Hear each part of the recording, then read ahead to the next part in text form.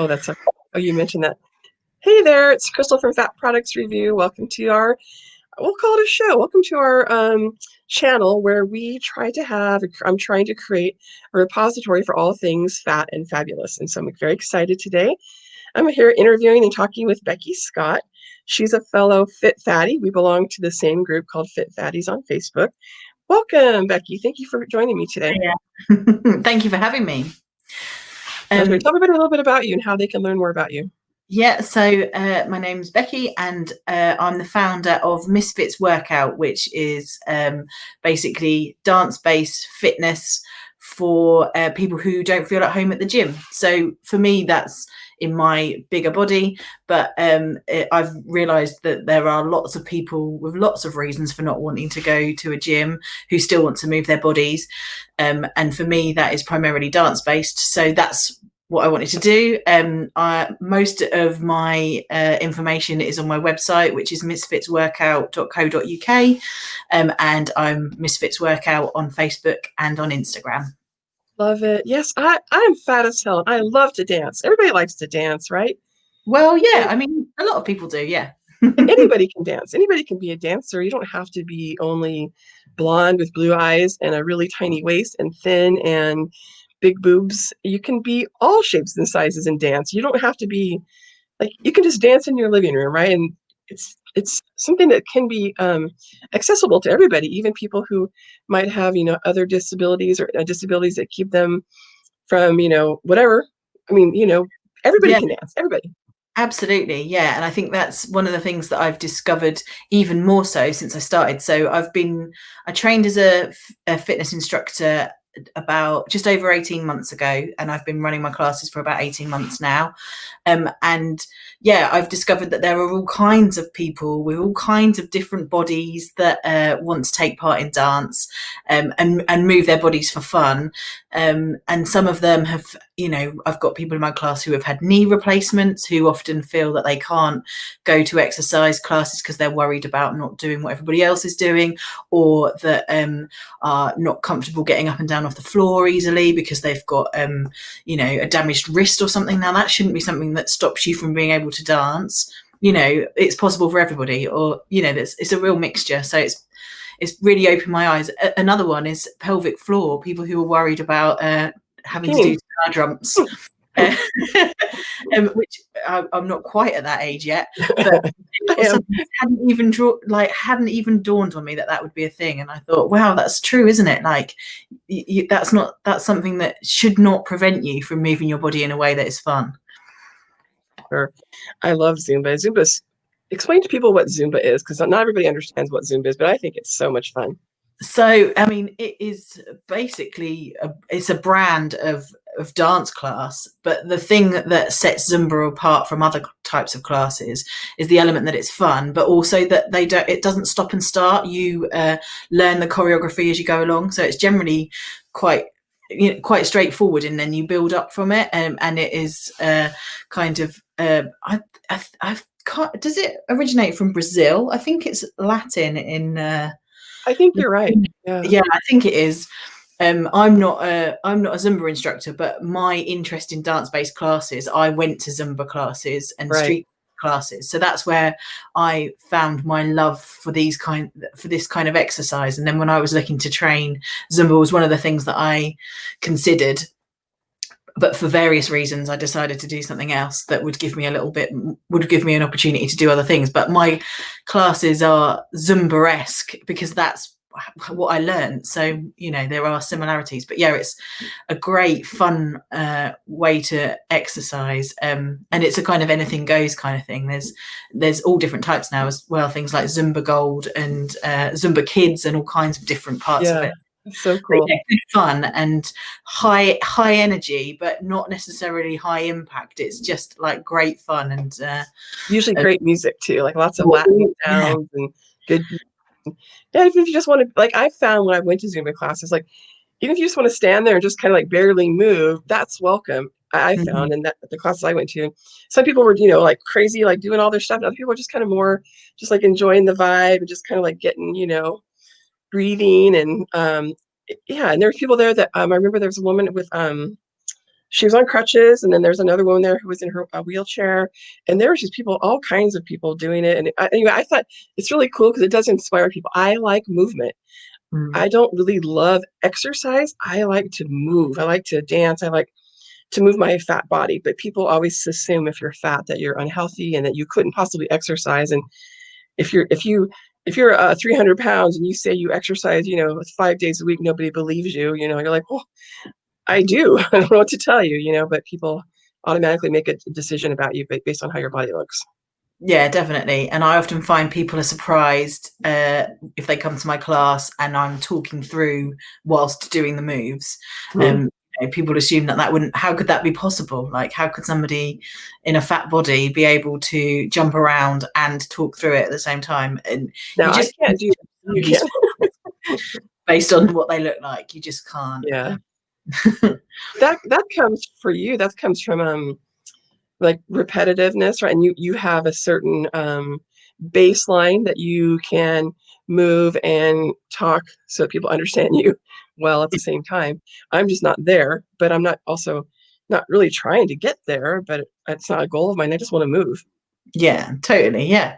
And that should be the thing. For me, I think looking at exercise as more of like an adult version of play rather than being so since I can remember, since I was 8 probably, I discovered that, I started to believe that exercise was something that you did to to offset the things that you've eaten, and I Punishment. believed that for such a long time. And then when I discovered that actually that wasn't correct, that actually the more I moved, the hungrier I got, and that was normal. That was my body doing what it does best. It was the intuition, and realizing like those two things are so closely linked, and that you should just move in ways that bring you joy. Like that's why you should move. You shouldn't move as a punishment for something, for anything. You should move because it's enjoyable. And now I look forward to those opportunities. They are the things I look forward to rather than things that I have to do for another reason. And that's what people who come to my class say. I've had a couple of people. We've literally in the UK gone back into lockdown 2, as it's being called, like the worst sequel. Yes. Which has started today. So my classes have gone back from being face to face to back online again. And a few people have messaged me and said, like, at least I've got that to look forward to. So thank you for like bringing me some joy during these horrible times. Partners have been made redundant, and all kinds of things are going on. And it's just nice to know that just that hour once or twice a week of music and movement is giving them something to look forward to and bringing them some joy. It's such a tiny thing, Yeah. and I didn't really realize that would make such a difference, but for some people it really does. And that is like that's more than I ever imagined. I was just So trying to cool. do something for a bit of fun, and actually it's having a huge impact, and that's Sure. pretty special. Very special. I know for me, I went, a lot of American kids probably relate to this, but this might be true in the UK as well. But like PE class was like, it was dreadful. It was painful. And like here they force you to be naked in front of one another. And like, I remember I had one PE teacher, like we had to come out of the shower and show that we had soap under each arm and soap in our crotch and like naked in front of everybody. And I was like, oh my God. I'm a Yeah. modest person anyway, but it was like, and then you forced to take the physical fitness test, and you had to the American physical fitness test. You had to get an award if you finished the 1 mile, and it was like so traumatizing. It took me a long time to enjoy movement again, like joyful movement again, because I was so beat down by the PE teachers in junior high and high school. It was horrible. Did you guys have that as well there as well? Yeah, like very similar. It seems to have changed in recent years. Good. I worked in a secondary school, so I've got a kind of more recent experience from a kind of member of staff point of view. But definitely when I was at school, we still had to have showers. We were made to do cross-country running. We were made to take part in all kinds of PE activities that we didn't enjoy. There was lots of outdoorsy stuff. There was no dance. Like, dance was part of music and drama. It was not seen as part of physical education in any way, shape, or form. And Oh, oh yeah, it was horrible. I hated it. I've got some pretty horrible traumatic experiences me that put too. me off exercise for a long time. And some quite, like, I don't know, sort of power crazed PE teachers who seem to think Yes, like their purpose in life was to make Armin. anybody who wasn't good at sport hate sport more. Totally, totally. Yeah, make you feel like a real idiot. Sadly, we had to do 6 weeks of country dance. So we had to learn like partner dances called like the Cotton Eye Joe and all this stuff that you'll never ever do again. And like we had to do 6 weeks of it with the boys, and then we had to shower afterwards, and oh, it's horrible. The Very traumatic. showering after PE though, like that. See, I don't know if it happens in any schools now in the UK, but it used to, definitely did when I was at school, and that just seems so unnecessary. I can understand that people, that kids might get a little bit smelly, but if they've showered at home at some point, it's not going to be so overpowering that it's going to ruin anybody's day. I So wouldn't think so. nothing that a bit of deodorant or body spray wouldn't hurt, couldn't hide. It's completely unnecessary. And So just tell adds everybody, to go ahead. like talking about each other's bodies in a way, or like comparing, like the danger of comparing, particularly at a young age. Like, you realize how different your developing body is from somebody else's, and that just it's the start of a road that Yeah. doesn't lead anywhere good. No, definitely not. Definitely not. Yeah, especially when you're developing and stuff, it was horrible. I can even just still smell that gym locker room and the shower smell. Oh, it's bringing back bad memories. But um, tell everybody about the article that the Metro wrote about you. It's such a fantastic article, and I just think it was so comprehensive. And just tell people, like, how did they find you? How did they decide to write the article about you and your So joyful movement? it was a call out on Twitter. Basically, the journalist who wrote the article was looking for. She runs a regular piece in the Metro around kind of strong female sporting, like people who are involved in sport and exercise. And Okay. basically, it's a very broad kind of to do with like being a strong and sportsmanlike.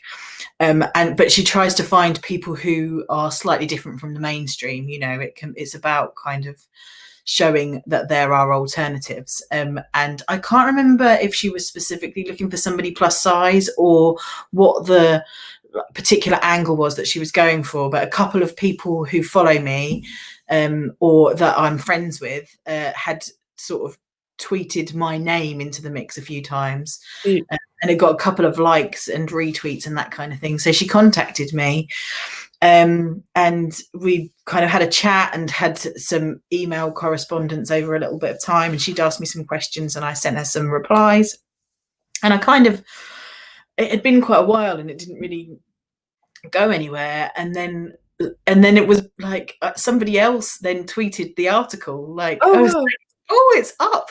And I had that sinking feeling like, oh, I've not read this, what's the angle going to be, my own kind of fear that things would be taken out of context. But I read it and I was really pleasantly surprised that it had, like, she'd managed to capture me and what I'd said more eloquently than I ever recall saying it.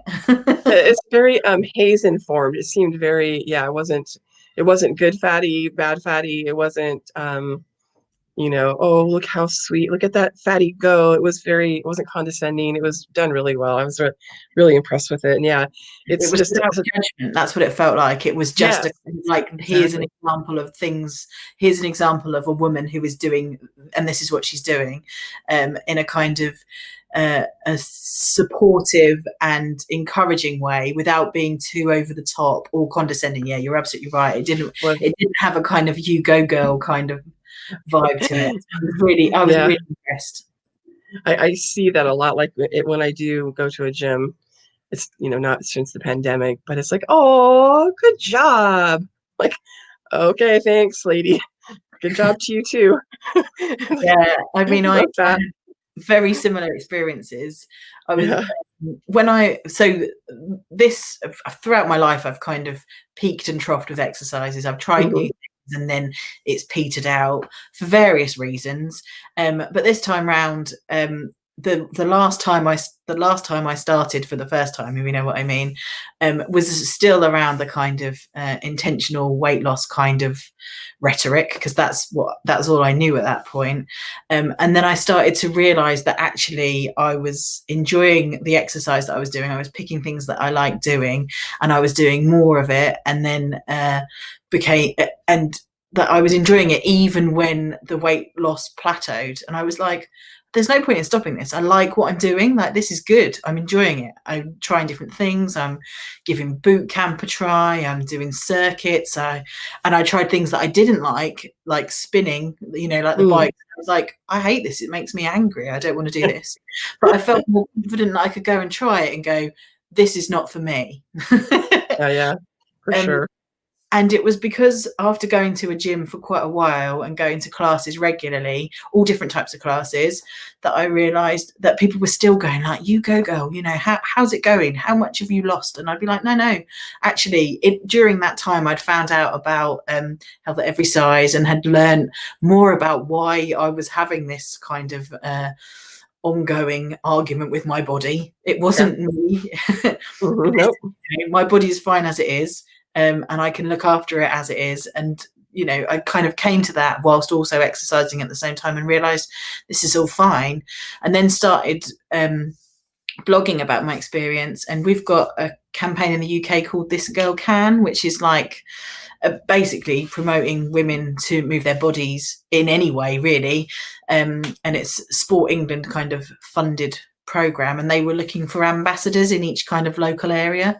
So I got involved in that through blogging about it, and then so sharing my experience of being a plus size exerciser, kind of built from there. And then they had funding to do a qualification, and I thought, I'm not really sure if I could do that. But one of my instructors kind of said, of course you could, you'd be really good. I thought, well, Yeah.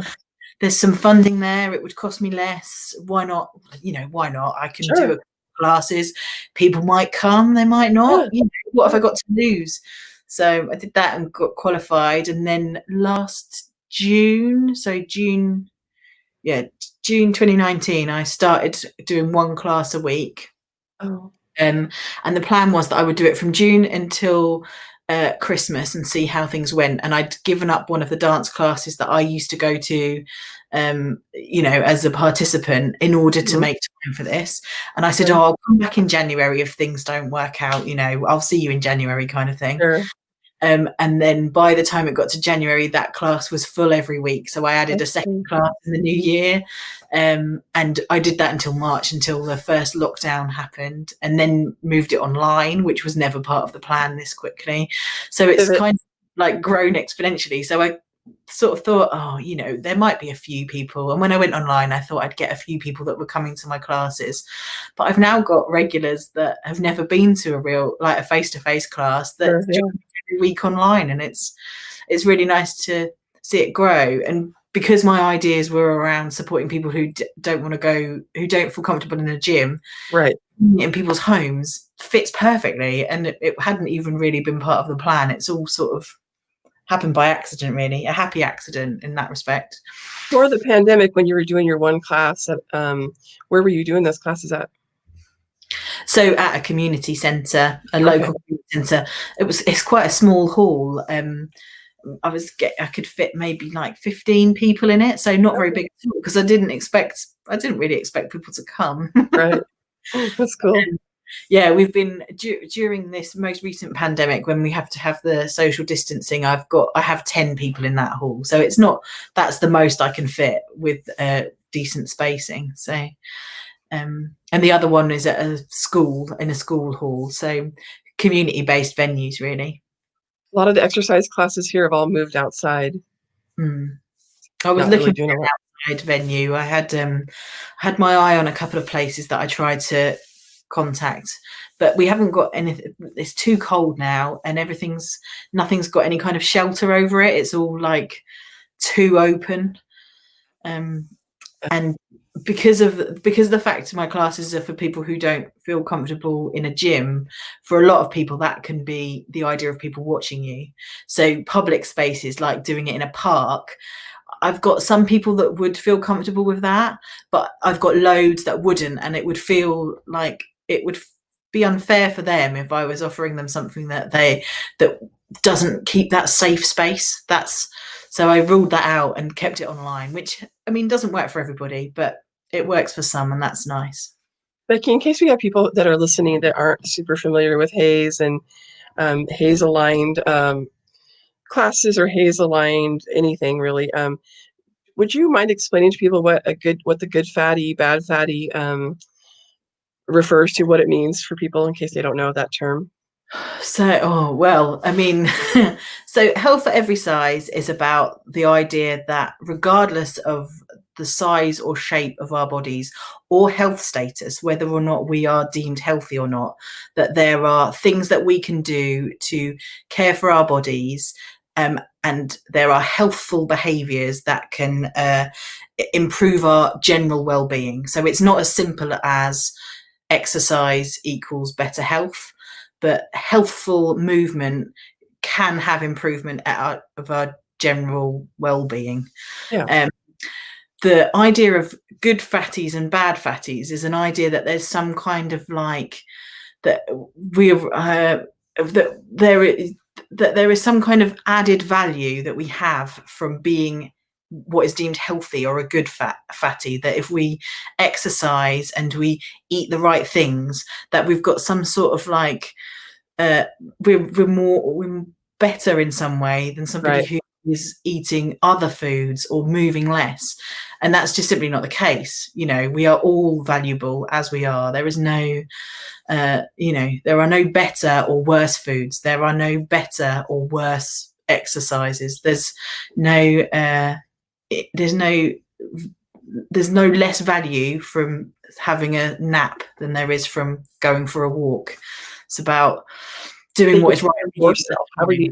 If a nap is how you take care of you, that's okay. That doesn't make you good or bad. And I've noticed a lot of times in the fatosphere, let's call it the fat world, a lot of times people will say, oh, well, yeah, I'm 300 pounds, but here's my blood pressure, here's my blood sugar, here's my, whatever, my weight. And like, so they think that almost like they're okay. It's okay for them to stay fat as long as they have healthy blood sugar and healthy blood pressure. And that's not really the nature of this movement, right? It's that we're all valuable, whether or not you're healthy or doing things that are healthful. It doesn't matter. You're still valuable in your body, and you are valuable. It doesn't. There's no. You're not like over a certain like. You're not more moral or whatever because you are. It's. There's no. We're all equal. Absolutely, yeah, and we should do what's right for us. So, for example, last night, one of my friends, but also comes to my classes, was due to come to a class last night. She messaged me afterwards to say, I'm really sorry, I fell asleep. I'm like, I'll be there on Monday. And I said, well, that's good. If that's what your body needed, that's great that you were able to have a nap. Like, that's not a bad thing. I'm sorry you missed the class if that's something you were looking forward to. But like, oh, a nap sounds lovely. I know. That's what you have kids, right? Yeah, I've got 2 kids. I've got an 8-year-old and a 10-year-old. You don't ever nap. We've also just got a puppy as well. We've got Oh, Lord.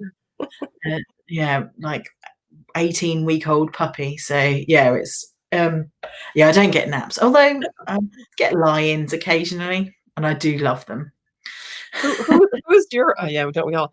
Who are your fat favorites? What other fatties that are maybe part of Fit Fatties group or other fat role models? Who are your other fat role models that you love to follow them on Instagram or wherever?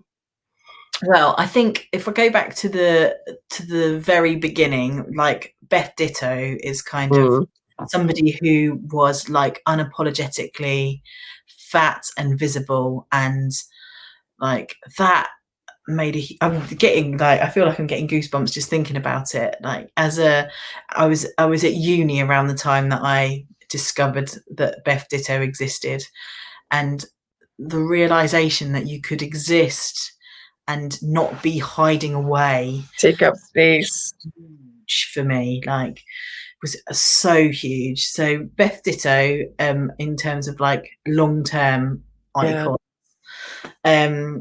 Who else? I think like Jess Baker, the Militant Baker. I've read some of her books, and she describes things in a way that's just really kind of makes a lot of sense to me. I wish I'd found her books sooner, I think is the biggest thing. I have a chapter in her first book about fat sex. Mm-hmm. All right. Yeah, I love Jess. She's amazing. She's really good and writes incredibly well in a way that is really accessible. And another person who writes incredibly well, I don't know how big she is in the States actually, is Body Posy Panda, who Oh yeah, is, she's big in the States. Yeah. Hmm. yeah, she's also really local to me. I've met her a Oh few times. yeah. Yeah, she's from the same area that I currently live in. And she is, like, her writing again, just really spoke to me and made me see things in a different way, and is so accessible, like much more like appropriate for younger people to access, I think. And yeah, just really good. So grateful for finding her book. I've got a lending library of books that I lend out to people in my class, and I've got about 4 copies of her books because they're always out to somebody. I think they're the main ones, and then I guess there's people like Tess Holliday that perhaps in some ways there are sometimes people are less sort of she maybe doesn't always say the right thing, or but like we were saying about the fact that there are no good and bad fatties, she is true to herself. Yes, she is. She has done an awful lot for the visibility of those of us that are in what would be called the super fat category. Yeah. Hmm. Yeah. Those of us that are at the point where buying clothes can be difficult. So Yeah. Hmm. she is both stunning and has a body that looks a bit like mine, and that is quite a huge thing to sort of see. So I guess her photos and her visibility has been great as well. I've got a lot of time for her. Where do you find workout clothes? Are there certain brands that seem to work better for your body? Because I'm also, I would call myself a super fat, and so it's really hard to find.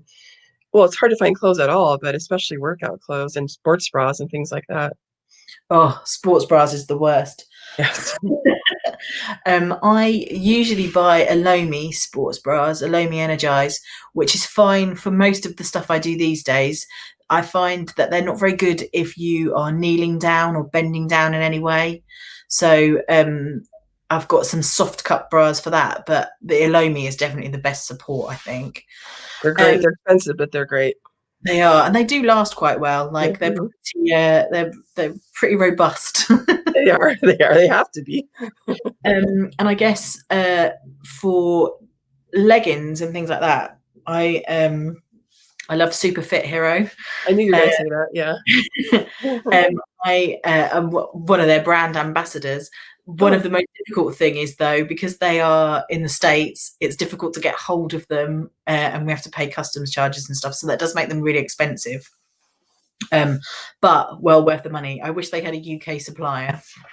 If you do you have an affiliate link for them? Because if you do, we can include it in the show notes. I do. I don't know if I Okay. can remember it. I'll have to tell you afterwards. Yeah, tomorrow. Tomorrow you can send it to me after you go get some sleep. I know it's late for you, right? It's like 8:30 there with you and your kids. Yeah. Mhm. And but also Girl, GRRRL. Yeah. Their leggings are really good. But and Super Fit Hero goes up to like a 6X or 8X, I think, too, right?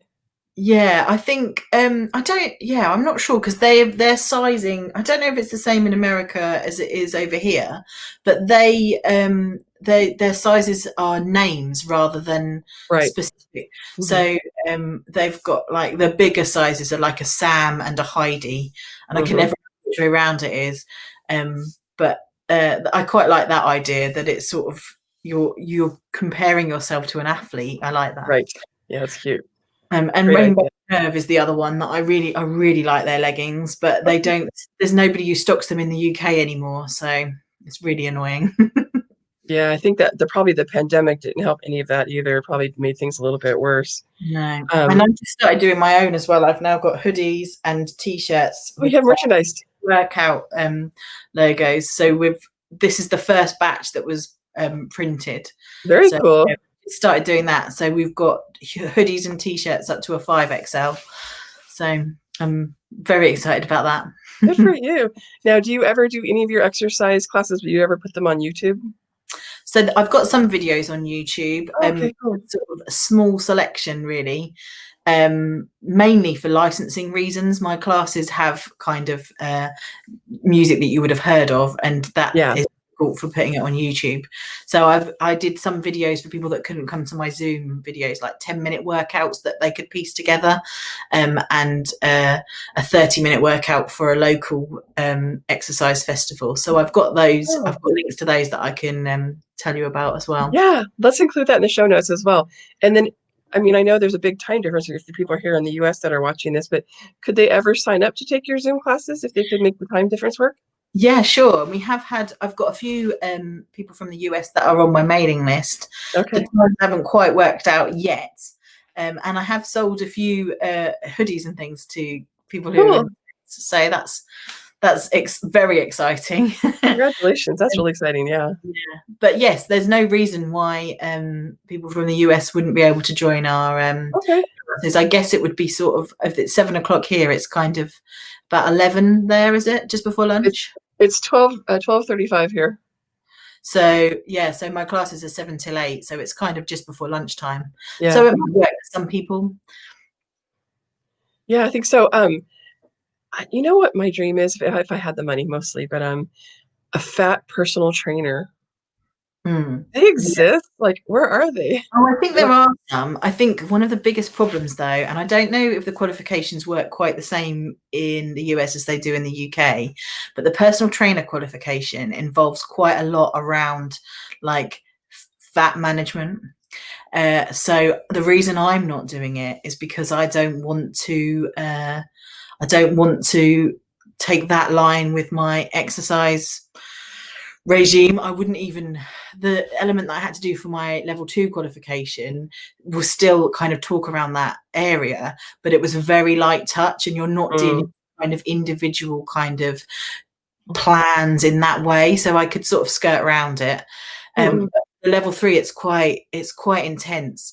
So what my intention is to skip the level 3, and I've already got a degree in another subject, so I'm thinking of going to do a master's degree in sport psychology. So I wouldn't be a personal trainer as such, but I would have a higher level qualification that would allow me to work one-to-one as a sports psychologist. So that's the way I'm going to try and get around it. I I mean, like it. You're it crafty, you're would be resourceful. I like better. it. It Yeah, would be just change the qualification. So I know that there are people that are trying to lobby for that change because it's so unnecessary. The research tells us that that is not necessary, and that it's not, fat shaming is not a way of encouraging people to exercise. It's does more harm than good. yeah, and people typically gain weight from being fat shamed, not losing weight. So I try to tell Mm. people that are a-holes about it. Look, you're going to make me fatter. And I know that's what you don't want. So stop shaming me because I'm going to get fatter and fatter if you keep shaming me, you a-hole. So Yeah. one of my ways, I get trolled a lot. Like I'm sure you probably do too. And so I just have to come up with different, ways of combating it. But there's lots of data that shows fat shaming equals weight gain. It's Yeah, common absolutely. sense, if you ask me. But thank you so much for talking with me today. I really want people to know that, yeah, lots of fat people exercise, and I want other fatties to be like, you know what? I love movement too. I love to dance. I love to walk. Don't, and they have a gym here that says it's a no judgment zone. Like, stop. Everybody needs to stop just commenting on other people's bodies at all, and stop. Like, I never, I don't. I try not to ever make a comment about someone's body. I try to tell them, oh, you're so smart, or you're such a fantastic friend. But obviously, like, oh my God, you look so great. You look like Yeah. you've lost 10 pounds. I just people stop commenting on other people's bodies and let fat people exercise and do whatever the hell we want to do, not just to Absolutely. lose weight. Yeah, totally. Move your body because it feels good, and if you And it's don't good for your mental health. if moving your body doesn't make you feel good, then don't move your body. Do something else. Like Reagan Chastain says, you have just as much value if you sit on your couch watching Netflix eating bonbons as someone who runs an Ironman. It doesn't. There's no different value of You your. can also do both. Why choose? Like, I like you. Thank you, Becky. And you call your business MissFits. I love that, by the way. yeah, MissFits workout. Yeah. We'll check it out. We'll make sure we put all this in the show notes. If you like my stuff and you're interested in learning more about all these fabulous fatties that I know, please subscribe to my channel and you'll get a little notification when I have a new video. I usually have 1 to 2 a week, mostly about 1 a week because I have a job. But this is my other fun job, and I love introducing other fat people to all the rad fatties in our world because we need more representation and we need more love. So thank you, Becky. I really appreciate you. Thanks very much. Thanks for having me on. My pleasure.